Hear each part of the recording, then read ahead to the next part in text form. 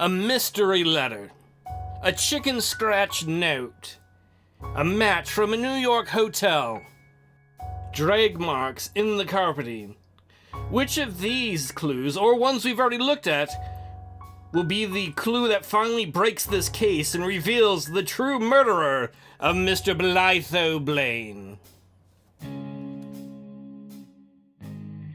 Detective Officer Kettering's fifth and maybe final report, I would guess it is, after my third examination of Miss Fairy Rock Savage, which was us interviewing her in the last episode, it occurred to me that the letter that Hayashi alleged he had been writing might have been posted and would then still be in a post bag as in the course of routine. I had given instructions on the morning of the 9th that no letters were to be sent to shore. This turned out to be the case, and I had the letter. Oh, I have it right here.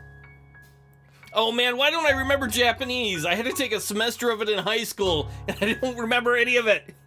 Stupid me not keeping up with getting learned. Where was I? I had the letter translated by the yacht's second cook, who's Japanese. Yes, somebody did it for me. He attests that the original could not have been written in less than 8 minutes, leaving Hayashi only 12 minutes to change. His story, therefore, appears to be true. The lounge steward Kane confirms the fact that the supply of ship's notepaper in the writing room ran out early in the afternoon, before Hayashi came on board, and that he could not refill the racks until the chief steward, who had the keys of the storeroom, got back from his trip ashore.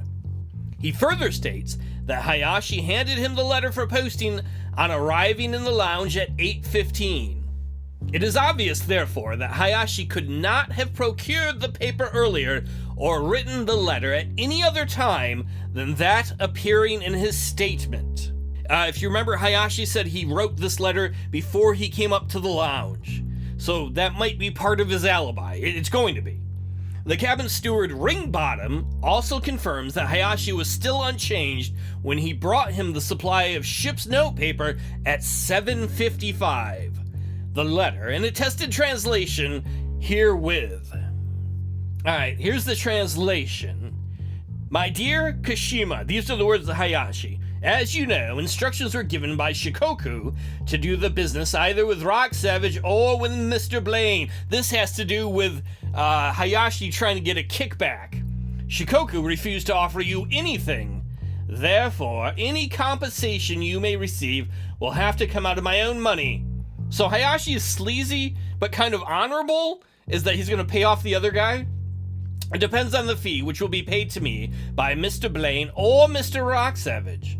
I understand that Rock Savage will agree to a loan of $10 million, and I may expect $1 million for my share. So Rock Savage for sure had offered to buy Hayashi off, so Hayashi would give the deal for the Japanese soap conglomerate to Rock Savage's companies. And this is why Hayashi didn't want to reveal the letter, because it shows he's guilty, not of murder, but of crooked dealings. Returning to Hayashi's letter, I told them this was the lowest you would accept. My expenses have been considerable, and I am therefore suggesting that we divide this amount between us, and on that understanding I am proceeding with the matter. Yours, signed, Inosuke Hayashi. And from the ship's cook, according to the ship's cook, to the best of my knowledge and belief, the above is a full and true translation of the letter handed to me by Detective Officer Kettering. Woo woo! Come on, y'all. You think Hercule Poirot ever said that when he was about to solve a mystery, or Sherlock Holmes? Yo, Watson, bitch, I got the deets. Let's go score us a win. So we know the murder window is from 7:45 to 8:30. At 7:45, we don't know where Hayashi is. He claims to be in his cabin. We don't have proof of this, but we do have proof of where he is at 7:50. And there's no way in 5 minutes he could have committed the murder. At 7:50, he rings for the steward, Ringbottom, and he's like, yo, where's that paper I asked for? And Ringbottom's like, oh, I can get it now. I'll be back in a bit. 5 minutes later at 7:55, Ringbottom appears with the paper. He notes at that time that Hayashi is not changed for dinner yet. He gives Hayashi the paper so Hayashi can write his letter. Hayashi is not seen again for 20 minutes, until 8:15 when he enters the lounge, dressed for dinner, and he hands the letter that he has just written on the letterhead that he has been given by Ringbottom. He hands that to the lounge steward, Kane. So that means there's a 20-minute window in which we don't know exactly what Hayashi was doing, but we can rule things out, because the ship's cook told us that that letter that he translated for us, the one Hayashi wrote, could not have been written in less than 8 minutes. So Hayashi doesn't have a 20-minute window unaccounted for. It's, 12 minutes, maybe 11. There's no way he ran the long way around the ship's passages, because he'd have to avoid the ship's carpenter, because the ship's carpenter didn't see him. Run the long way around, kill Blane, clean up everything, come back and change in 12 minutes. That's impossible. So it looks like I get to mark Hayashi off of the suspect list. Woo woo! We making progress, Gumshoes. Not only that, but we've got more evidence to kind of hunt down. Let's go revisit our good friend, the Bishop. Come in, Bishop. Have you thought of anything since this morning which might show us how you were occupying yourself between 7:05 and 8 on the night of Blane's death? No, I wish I could, but I can't think of anything. What time did Blane come to your cabin? Blane? Yes, Blane. It's no good denying it. I've got the goods on you. Just a little thing that happened to be in your waste paper basket. See, it's a book match with Adlin Claridge on it. The New York hotel from which Blane wrote you a few days back. Nobody except Blane could have left it where we found it. And it proves that after he came on board, he went along to see you in your cabin. Now, what have you got to say? But officer, I want the truth. What time did Blane come along to you? Oh dear, this is terrible. Quite terrible. What time did he come, I say? Only a few minutes after the ship sailed. I hadn't been in my cabin more than 3 minutes when he came in. How long did he stay? Only 2 minutes, no more, I assure you. Why did he come? Just to ask if I'd got his letter. And what did he say? Only after asking if I'd got his letter, that it would be well for me to remember that we were very, very good friends indeed. Then you went back with him to his cabin? No. You're prepared to swear to that? I am. That he left you about 7:10, and you never saw him again? I never saw him again. Then what in Hades were you doing all that time? It didn't take you 50 minutes to change. No, I read a little first, I told you. But I never left my cabin. I'm prepared to swear to that before Almighty God. What did you read? I read an essay of R.L. Stevenson's. And what was it about? What was it about? Why, it was... well... I really can't remember. Most odd indeed, I can't remember. Most unusual. Listen, Bishop, you're in a spot, I say. I've got all the movements of every other party in this ship checked up, and unless you can prove your alibi, I'm proposing to run you for the murder of Bolitho Blane. You can't do that. I didn't do it. You had motive, you had opportunity, you killed Bolitho Blane. And I'm sending you to the chair for it. Get that? What was the essay about? What was it about? I don't know. That infernal hammering all the time. I couldn't concentrate for a moment. What hammering? You haven't mentioned hammering before. Oh, indeed, it was terrible. From about 10 minutes after Blane had left me until I went up to the lounge, changed. It didn't stop for a moment. Oh, for the love of Mike! Couldn't you have told me that before? Why, certainly, but I never thought it important. Oh, what was that essay about? Oh, to hell with the essay! That hammering must have been the carpenter who was outside your cabin all the time. Yes, the carpenter. I said good evening to him when I went up to dinner at 8 o'clock. Well, now if that isn't the limit, I'll check up on it, but Bishop, I reckon it lets you out. I believe that means the bishop has an alibi for the entire murder window, because if he'd left his cabin, the carpenter Jinx, who was right next to the cabin, would have seen him leave. Where does that leave us now? We've got the Jocelyn's. Both of them have alibis until 8:10, and then they are each other's alibis until they show up in the lounge at 8:30. Could they have both done it together? It's possible. But I wonder about the drag marks. There's drag marks on the carpet. I feel like if two people had murdered Blane, they would have picked him up together. I think it means most likely. I think the drag marks probably do mean that a single person was responsible for the murder. Either way, with the Jocelyn's, they have independent alibis of their whereabouts until 8:10, and from 8:10 until the end of the murder window at 8:30, they are each other's alibis. So I don't think either of the Jocelyn's did it, and I'm going to mark them off. Which leads us to Ferry.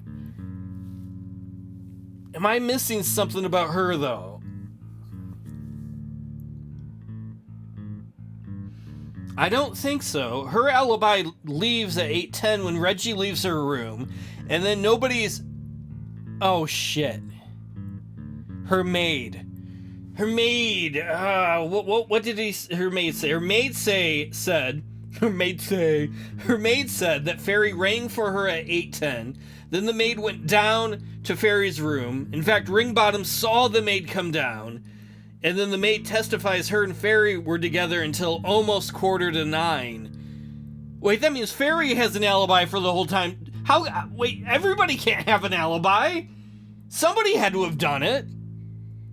It doesn't look like any of these people could have murdered Blane between 7:45 and 8:30.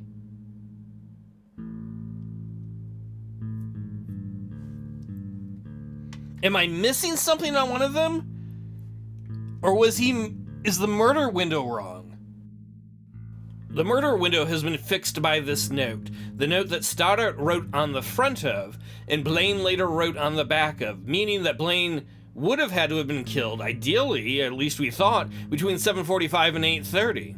Which makes me wonder, though, was Blane already dead? Has the murder window been wrong this whole time? How about we wipe the board clean for a moment and play a little game of what if?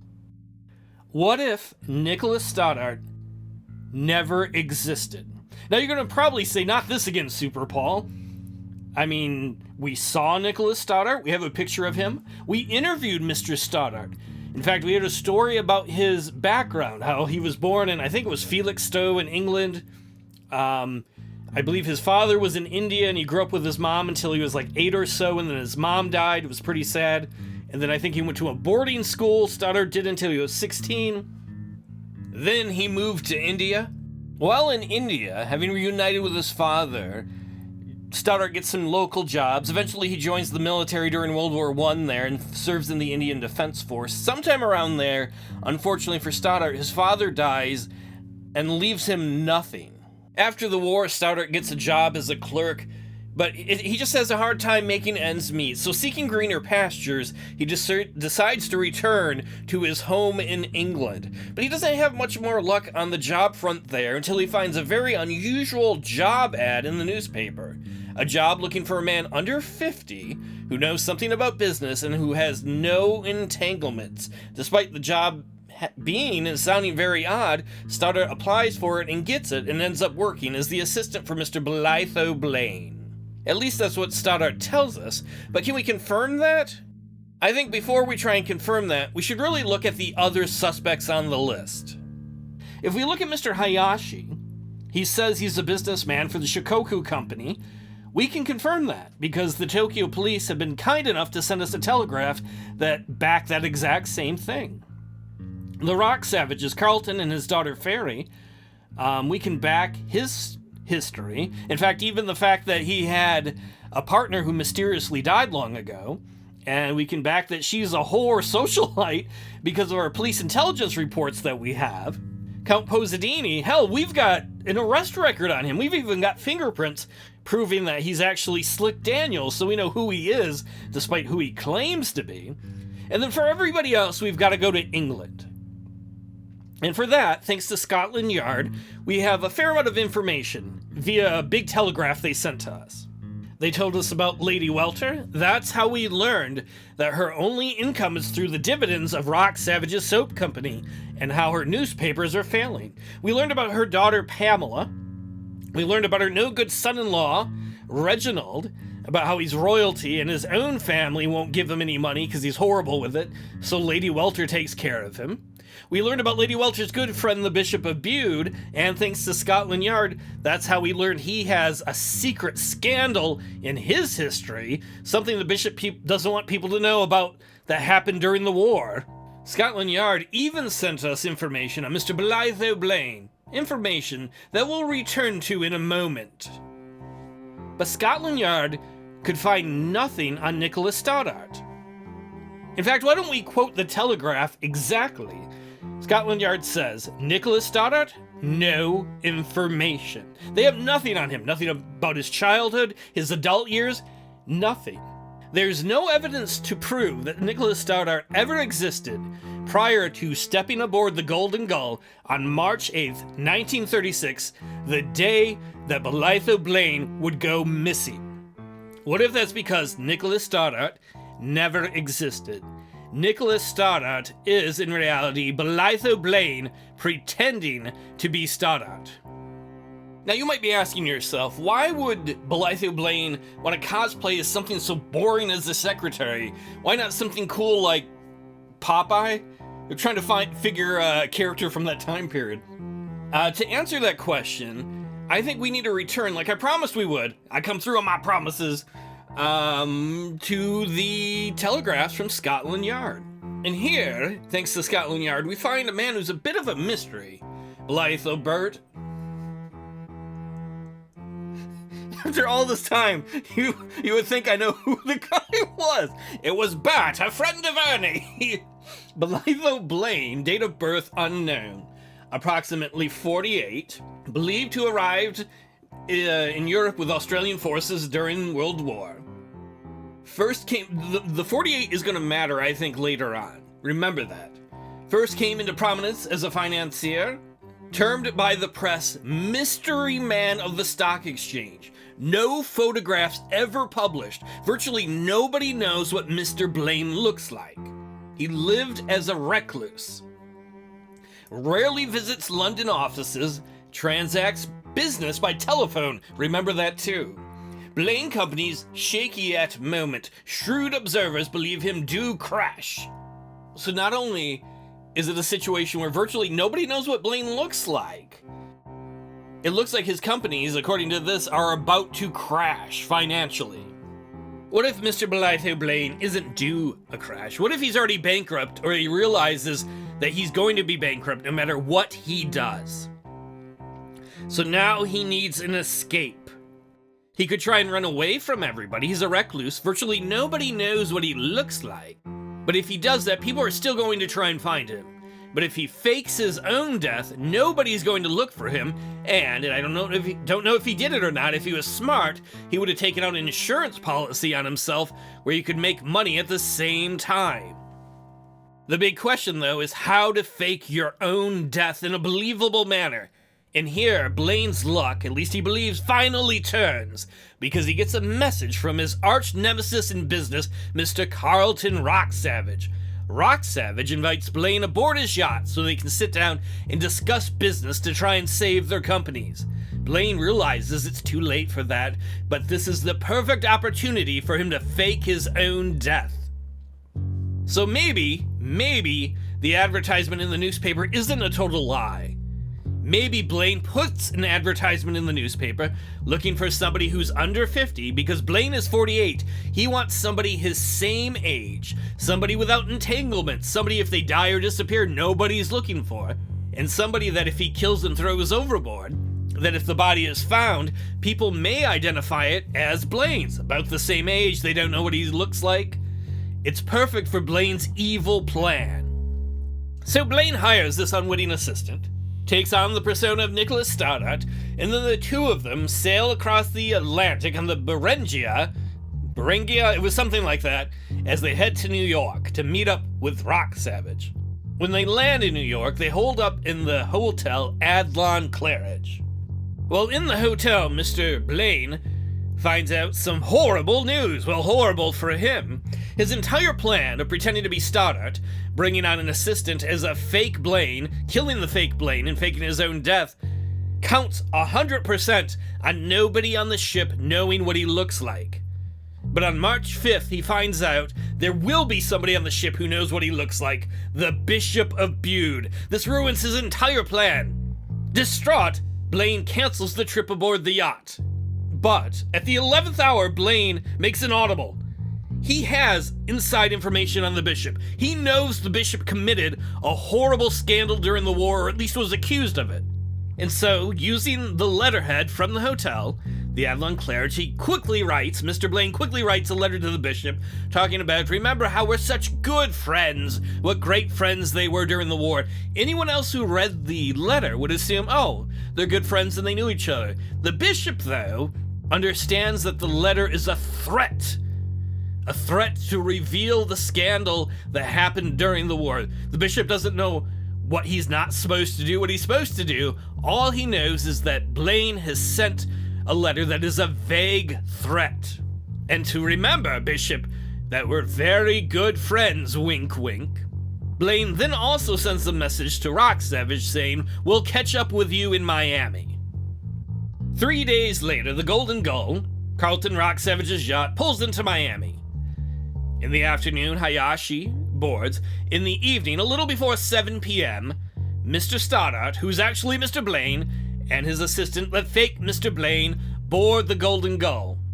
At the same time, Lady Welter and the Bishop Bude, who are hanging out on the side of the deck, notice the two men board. In fact, the Bishop even mentions, oh look, it's Mr. Blane. The Bishop does not know yet what is going on. Stoddart and the fake Mr. Blane are shown their way to their cabin below. There they begin to unpack. Ringbottom comes and knocks on the door and asks them if they need help. Stoddart quickly shoves him away and closes the door. Then he has other business to attend to. Very shortly after, the Bishop has gone down to his cabin and he gets a knock on the door. Surprise, surprise, Mr. Blane, who's actually pretending to be Stoddart, enters his cabin. Now, the Bishop tells us that Blane was like, oh, we're very good friends, that they had a very short meeting in which Blane just said we're good friends. That sounds like bullshit. We know the Bishop has already lied to us, covering up for Blane. What I think Blane did was he had a smoke in there because he's nervous about what he's going to do, because he's about to kill a man. And what he tells the Bishop is, look, I am Nicholas Stoddart. When you see me, you do not know me. You're going to play along with the charade, or I'm going to tell everyone exactly what you did during the war. Terrified, not wanting his secret to come out, the Bishop reluctantly agrees. Then Blane, disguised as Stoddart, leaves and returns to his cabin. Shortly after, the Bishop hears some banging. It could have been the carpenter, or it could have been a murder shot. Either way, at this point in time, Nicholas Stoddart, the real Mr. Blane, murders his assistant, the fake Mr. Blane, and pitches him out the window. He then takes the sponge from the bathroom, cleans up the carpet, changes, and heads up to the lounge. There, Blane introduces himself as Stoddart, asks Mr. Carlton Rock Savage about the stock market reports, and then pretends to write down those numbers in his little notebook. Now, the numbers, if we look at them, do not appear to be in Mr. Bolitho Blane's handwriting. It could be he faked the handwriting, or it's very possible he had the assistant write those numbers earlier in the day. Remember, they don't board the ship until about 7 p.m. The New York Stock Exchange closes at 4 p.m. In fact, thanks to the telegraphs we got from Scotland Yard, we already know that Bolitho Blane is used to getting stock prices via telephone. So it would have been no problem for him to have called up and gotten these prices ahead of time. It's very possible they got the stock numbers before they boarded the ship, had his assistant write them down, and then pretended to when he was in the lounge. Then Stoddart rips the page off, gives it to the steward, and says, "Take it down to Mr. Blane." But the thing is, there's no Mr. Blane to take it down to, for the assistant is already dead. The steward comes down, knocks on the door, there is no answer. He comes back up to Stoddart, the real Blane. And the steward says, there's no answer. And once again, Stoddart says, take it down, but this time just slip it under the door, because Stoddart, the real Blane, is a mastermind creating a fake alibi. As the evening proceeds, people come into the lounge, people leave the lounge, but one person never leaves, and that's Stoddart, because he's creating his alibi. Stoddart, now having secured part of his alibi, sits around and talks to people. In fact, he runs into the bishop. Earlier I wondered, why didn't the bishop faint then or out him then? Because the bishop does not know a murder is committed, and he has already been threatened by Blane to pretend he doesn't know him. Blane introduces himself as Stoddart, and the bishop goes along with this to protect his scandalous secret. A bit later, or during this time, the steward Ringbottom goes down to Blane's cabin, knocks on the door, finds it locked, then he takes out his key, unlocks the door, and enters the room. Before he can look around a lot, he sees a letter marked urgent. Stoddart took a bit of a risk here, the real Blane, but by putting a letter there marked urgent, it assured or made it very likely that anyone that saw it would go to it right away, ignoring anything else. Ringbottom goes to the letter, sees it's marked for Stoddart, and brings it up to Stoddart. This is perfect for him. Stoddart opens it and finds a letter from Blane to Stoddart, one he has written himself earlier. Then he goes to the steward and says, "Oh no, I'm worried about Mr. Blane." They head down to the cabin.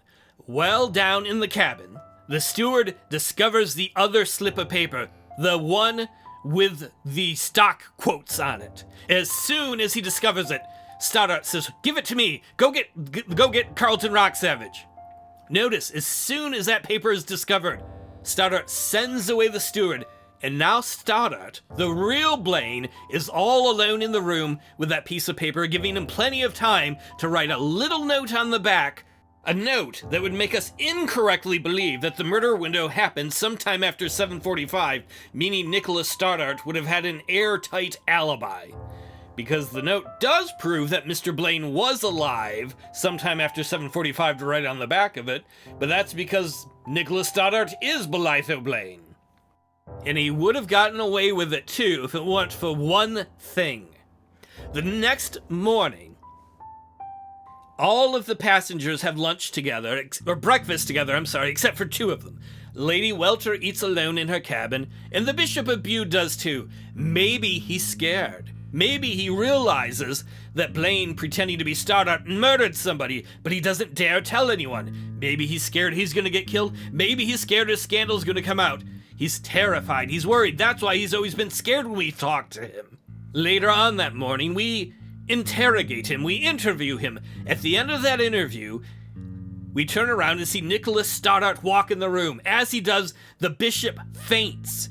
When the bishop comes to, he makes up some bullshit excuse of, "Oh, I didn't eat enough, I was feeling faint." And then Stoddart leaves with him. Stoddart, the fake Stoddart, the real Mr. Blane, has ensured that the bishop is too scared to tell us what is going on. And that would explain why the bishop fainted right after we talked to him the moment he saw Stoddart walk in.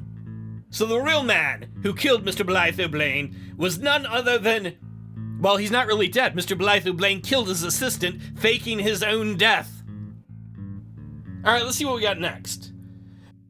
Oh my, do not break this strip until you have decided, on the evidence submitted, who murdered Bolitho Blane. Well, I guess this is the spot where if you want to personally pontificate on it, you might want to pause and think about it to see if I'm right or not. This is where I gotta shitter, get off the pot. I think I'm right. The only thing I could be wrong about is it's possible there is a Nicholas Stoddart. So I believe no matter what, Blane took the identity of Nicholas Stoddart. I think he made it up because that seems the most logical thing to do, because if the police try and investigate it, they'll never connect it back to him because Stoddart doesn't exist. It's also possible, in fact very plausible, Stoddart does exist. that Blane really did hire Stoddart, but they switched places, like I said in the first episode, and Blane killed Stoddart. So that's also possible. I guess I'm going to put that in here. I think that's a little less likely, but that is possible. I think it's more likely that Blane totally made Stoddart up. Either way, Blane pretended to be Stoddart and killed his assistant. Well, this leads to the big moment. Let's find out who really killed or didn't kill Mr. Bolitho Blane. Police Headquarters, Miami, Florida, 5:50 p.m. Memo to Detective Officer Kettering. Solution of murder perfectly clear on evidence submitted. Arrest Bolitho Blane, now posing as his secretary. Whoop whoop, I told y'all, I told you. Detective P comes through again. Now you're probably like, Detective P, is that how you want to bill yourself? Detective P never lets anybody down. It's all about the P. What was I saying? Arrest Bolitho Blane, now posing as his secretary for the murder of Nicholas Stoddart. John Schwab, Lieutenant, Florida Police. So it does look like Stoddart actually was a real person, and Blane just took his identity. He didn't make it up. What else do we have in our evidence stuff? Lieutenant Schwab, that's Kettering's boss's analysis of the foregoing evidence. This is how he came to the same conclusion that we did. The time of the murder, according to Lieutenant Schwab, was set between 7:45 and 8:30. That's what we thought at first, too, owing to a message supposedly in the victim's handwriting, appearing on a leaf torn from Stoddart's diary, which was not in existence until 7:40. Compare the share quotations supposedly written by Stoddart, however, with the other examples of handwriting known to have been written by Blane. The word rock savage in the share list also occurs twice in Blane's letter to Stoddart, and twice in his letter to the bishop. The similarity of the first to the other four immediately springs to the eye, only the S and the G differing to any extent. Other similarities appear on closer inspection, and there can be no doubt that all three documents were written by the same person. That's what I'm saying. Mr. Blane faked the note. The chicken scratch note. I mean, he actually wrote on it, but pretending to be Stoddart on one side and being himself on the other. Can I ask you all a question? Do you agree with the lieutenant that all 5 of those spellings of Rock Savage look like they're for sure by the same person? I don't think they... I mean, obviously the 4 on the right, the middle and right, all do. I'm not sure that the one on the left is enough to be able to confirm that. I think the same guy did it. Like, that was my theory. Or he got someone else to do it for him. I don't think that the signature of Rock Savage's name is as conclusive as the lieutenant is making out. It doesn't change the fact that Blane did this purposely. I just don't think this clue is as obvious as they're trying to make it out to be. Maybe I'm wrong. Maybe you see it more than I do. I feel like it's a bit of a stretch, even though I agree with the results of it. Back to the Schwab's evidence report. It was written by the same person, not the victim. But the writer of the share quotations therefore wrote the alleged last message, so that there is no evidence as to when the murder was committed. The alibi of the man presumed to be Stoddart begins only at 7:25 when he entered the lounge. If the crime was committed before that, his alibi falls to the ground. Just like we were saying, Gumshoes, examination of the evidence brings other points to light, showing that the man known as Stoddart throughout the investigation is in reality Bolitho Blane. Dun dun dun. These are as follows. Number 1. Photograph D of Blane's bathroom shows a safety razor on the washstand, whereas photograph E of Stoddart's cabin shows a cutthroat razor on the washstand. The photograph presumed to be of Stoddart, flashed by Detective Officer Neem on the morning after the crime, shows a razor cut on the man's face. Where? Where is there a cut on Blane's face? I do not see it. Is it because of the scan? Do you see it? I certainly don't see it anywhere. Back to the, who was it? Schmitty's? The lieutenant's report shows a razor cut on the man's face. It is obvious that he had always been used to shaving with a safety razor, but as Sweet C was locked after the murder, he could not get at this and had to do the best he could to shave himself with the cutthroat razor that was in Stoddart's cabin. I wondered, I never mentioned this. I don't get any points for this because I didn't mention it. The razor in Stoddart's cabin, the way it's hanging off, I was like, is this a clue? It's off at a really obvious weird angle, but I can't tie it to anything. Apparently I was supposed to be able to tell that Blane pretended to be Stoddart had cut himself. I guess that's just the disadvantage of not having the actual material and just a scan of the image. All right, number 2 on the lieutenant. What was his name? How I solved this crime? Schwab, like the brokerage account. How could I not remember that? Number 2 on Schwab's list. On examination of the photograph presumed to be of Stoddart, it is apparent that the coat he is wearing is too big for him, as the sleeve is overlong, and the garment must have been built for a slightly taller man.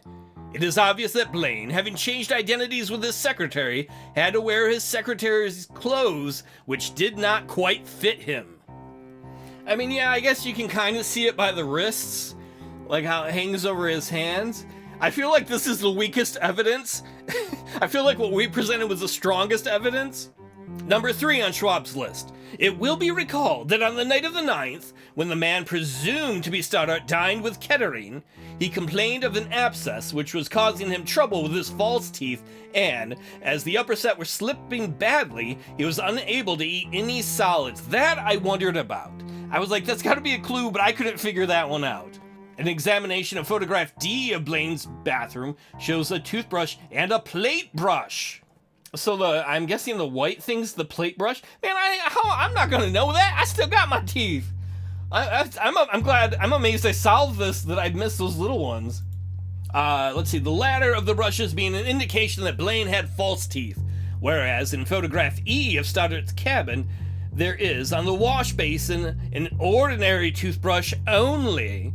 Further, in the inventory of Blane's belonging, there appears to be a bottom of gum tragacanth powder, which is used for sprinkling upon dentures in order to keep these in position in the mouth. Man, I ain't no denture expert. How many of you all knew that? As Suite C was locked after the crime, Blane was no longer able to get at this powder, hence his difficulty in keeping his false teeth in place on the following night. Number 5. It will be recalled that at the end of his first examination, on the morning after the crime, the Bishop of Bude fainted. Yeah, this is what we were talking about. At the time, it was assumed upon the bishop's word that his faint was caused by a weak heart and the fact that he had had no breakfast. We know that wasn't true. It is clear, however, that the true reason was the shock he sustained upon the man presumed to be Stoddart coming into the cabin. As the bishop had not breakfasted with the others, it was the first time that morning he had seen the secretary, and as he knew him to be Blane, he must have thought at first that he was seeing a ghost. The reason for Blane's letter, written from New York to the bishop, warning him that some very strange things might occur once the yacht put to sea, and that whatever might happen, the bishop was to keep his mouth shut for his own sake, now becomes apparent. Yes, that's what we said. It was a threatening letter from Blane to the bishop, warning him not to reveal anything, to be quiet. Blane's confession on his arrest confirms the above deductions. Oh wait, Blane confessed to you, Schwab? Well, I'm glad to know I was right. I missed a couple of the little details, like the denture thing and the clothes being overly long. I don't really feel so bad about missing those, though, because I got the important ones. And you know what? Now we need the confession. We need to confront Mr. Blane. Let's see what he has to say. Yeah, alright then, I killed him, little sycophant. What was he, anyway? I've known since last December that I might have to get out any minute. In fact, I suppose I realized it might have to come sometimes ever since I started business. Big business is a lot like that. But you wouldn't understand with your safe little job and pension at the end of it. I suppose that's why I never let myself come in personal contact with my staff. That and the fact I hate people. You know, most people anyhow. Ooh, I wonder if he likes us. We can change him, everyone. All I wanted was peace, and I knew if I could find someone to step into my shoes and leave me his to step into, I could have it. I started looking in January for someone whom my shoes would fit. It was only a question of patience. Someone of the right height, build, age, and with no friends would turn up. I knew Blane was a bad guy. Like, he's a horrible person to have murdered this innocent guy who had a horrible life. Stoddart turned up in Ipswich, about the 5th place I had spent a weekend advertising and interviewing applicants. He was ideal. No friends, no family. Just the sort of man I wanted to become myself. So I decided to let him do the first big thing he'd ever done. Go out with a bang. That's horrible! My grandma was right. The soap business is full of dirty assholes. When Rock Savage asked me to his conference, I thought there was a faint possibility of pulling things together, and Stoddart could have gone back to his clerking. By the time we got to New York, though, I knew my position was hopeless, and I decided to put Stoddart through the hoop. I had a nasty shock in New York when I learned that the Bishop of Bude was to be on board. Very, very few people know me by sight, and it was a rotten luck that one of them should happen to chance to be among the party. Fortunately, however, I knew more about him than he did about me. A nasty, nasty business during the war, which everyone's forgotten now, and I knew the bishop would rather that they weren't reminded, so I wrote him a little warning that there was real trouble coming to him unless he kept his mouth shut. I don't suppose you want to know how it was all done. It's pretty obvious now, but if some very bright bird hadn't been a little too clever, I should have been in the South Sea Islands by this time. The details, here they are. I got some closing prices from New York by long distance. I told you, we got that right. Woot woot. Before coming on board, and wrote them in a disguised handwriting. I had been practicing a long time on the page of my diary. You mean actually learning how to write something people could read other than your shit normal chicken scratch? I wrote a message to Stoddart in my own writing on the other side and put it in my pocket. As soon as we were on board, I gave Stoddart some work to do in our drawing room, then went to see the bishop. I found my note had had the desired effect, and although I told him nothing, I could see that as far as he was concerned, I could bump off the whole Church of England, so long as I didn't dig up that nasty business out of the past. Then, I went back to the drawing room and gave Stoddart a little knock on the back of the head with a hammer I had with me for the job. He was sitting at the small round table, so I moved the writing table away from the window and dragged him across to it and popped him out. It was quite dark by then, so no one could see from the deck. Then I threw the hammer and the gloves I wore while I was arranging the room to join him. I'd found I'd cracked his silly thin skull. What a pussy. So I had to sponge out a spot of blood on the carpet before I changed into evening dress in his room. I got up to the lounge at 7:30 and introduced myself as Stoddart, and after a while wrote the closing prices in my diary again in front of everyone, and in the same kind of handwriting. I told the steward to push it under the door of the cabin and stayed in the lounge until the bugle sounded for dinner. The bishop, who was among the people who came up while I was there, showed me he was safe for anything by not turning a hair when he was introduced to me as Stoddart. Well, I think you mean you were introduced to Stoddart. Or I read that wrong, whatever. After that, everything went according to plan. At 8:30, the steward came up with the note I had left addressed to Stoddart, and I hurried down with him to the cabin. While he was in the bathroom, I exchanged the note I had kept in my pocket with the one that had been pushed under the door. That proved the missing party was alive at 7:45.